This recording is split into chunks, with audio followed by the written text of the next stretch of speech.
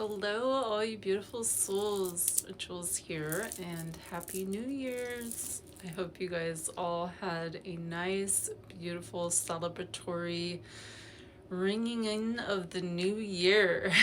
I, on the other hand, stayed home with Gemini, and we just watched the ball drop. Actually, we fell asleep, so we had to watch it on YouTube. But yeah, and that's the way I wanted it. I didn't want to go out. I didn't want to party. I didn't want to drink. I didn't want to drive. It's like literally 13 degrees out today. Very cold. So I felt like hibernating, and I felt like doing that today and probably tomorrow and the rest of my vacation that I have off. I really do enjoy getting out though. It's just hard sometimes when it's so frigid. It's all I can focus on. But let's go ahead and do some journal prompts. I want you guys to take the time for this new year, this new day, to think about what you would like for this year.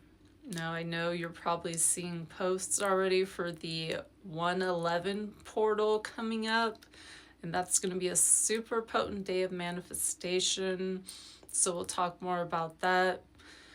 And we'll also do a friendly check-in for what we've been manifesting since the new year last year, the 6th month. I was doing my bed, and I am enjoying it, so I think I perfected it. But let's go ahead and grab a journal. So if you have some cool little journals, I'm going to give you some prompts so that you can write down these things and you can come back to them at the end of the year to see if they've been accomplished. So I went ahead and written them down with you. So number 1, what is your future self asking you to take seriously? Mine is my business, the quality of my jewelry that I bring, and the exploration into crystal specimens. Number 2 is what is going to be the overreaching theme for you next year? My overreaching theme is going to be adventure, wonder, and patience. Number 3, what actions are you taking to align with who you're becoming? Boundaries, self-worth, self-care, exploration, voicing my concerns instead of holding them inside. Number 4, what is your soul calling you to do beyond what your mind thinks you should do? My soul is calling me to quit my job, move back to California, and do crystals metaphysics full time. Number 5, what excites you or feels familiar and magnetic? My dog Crystals, the sun, California, and a homemade meal. I also enjoy long walks on the beach. Just kidding. Okay, for our next question, let's see what I have. Have you ever experienced the dark night of the soul? And if so, how did it change you? So yes, I have experienced it, and it's too long to write about, so I'll just tell you. And I don't think I've ever shared my dark night of the soul story. But maybe I have shared bits and pieces of it. So when I was around between the ages of 17 all the way to 24, I experienced the dark night of the soul. And I lost my mind for a little bit. I was diagnosed with schizophrenia, and I was in a mental institution.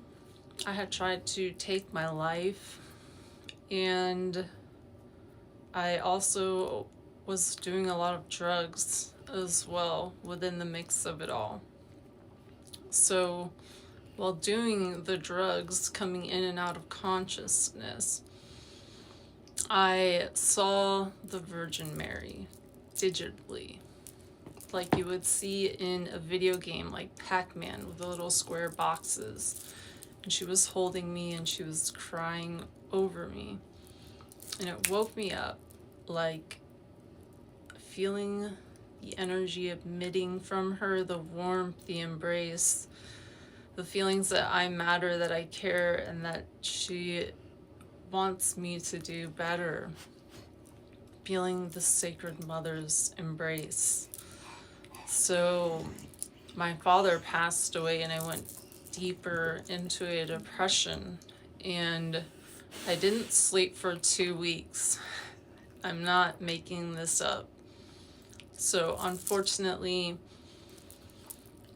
I got stuck on methadone for a while, and it was like liquid handcuffs. So I was trying to come off of it for my father when he passed away, because I wanted to do better for myself. And I did not take it for 2 weeks, and I stayed up, and this was literally the day after my father passed. So I'm pretty much losing my mind, sitting in bed watching TV, feeling like I want to just die because I have this itch under my skin that I can't sleep, I can't find peace. You know that feeling. Maybe you don't.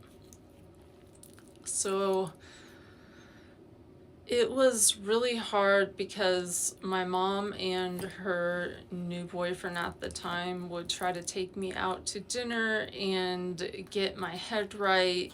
And I remember this one time they took me out, and I kid you not, I was just in this bad space. And I don't know how, but I touched the waitress or ran into her, and all these pennies just flew out of her like apron where she keeps her tips. But she doesn't like have like all these pennies, like it was on natural. And she looked me in the eyes, and the stare she gave me was just like she could see something inside of me.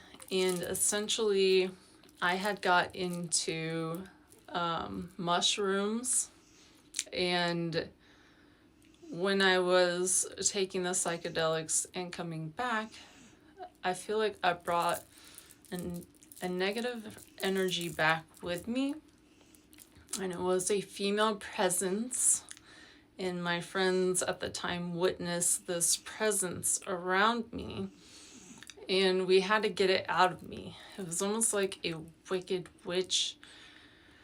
It would do the craziest things, and I could feel when it came out, because it was the sense of the deepest fear I've ever felt in my life. And I called my mom and I told her I had a dream about all these spiders. It was just scary, and she said I had the same exact dream. And it was just really strange, because we'd be going for car rides with my friends, and the music would turn on, and it would be like a song that was in my head. And my friends would look at me, because they would like try to turn it down or off, and it wouldn't. And they would say, stop. And I would, like, it would stop, but it wouldn't. It was just, and then getting it out, putting it inside my best friend, having them cough up blood. It was like a whole ritual in the middle of nowhere. I'm not going to get into that though. So yes, there are some dark nights of my soul. But happy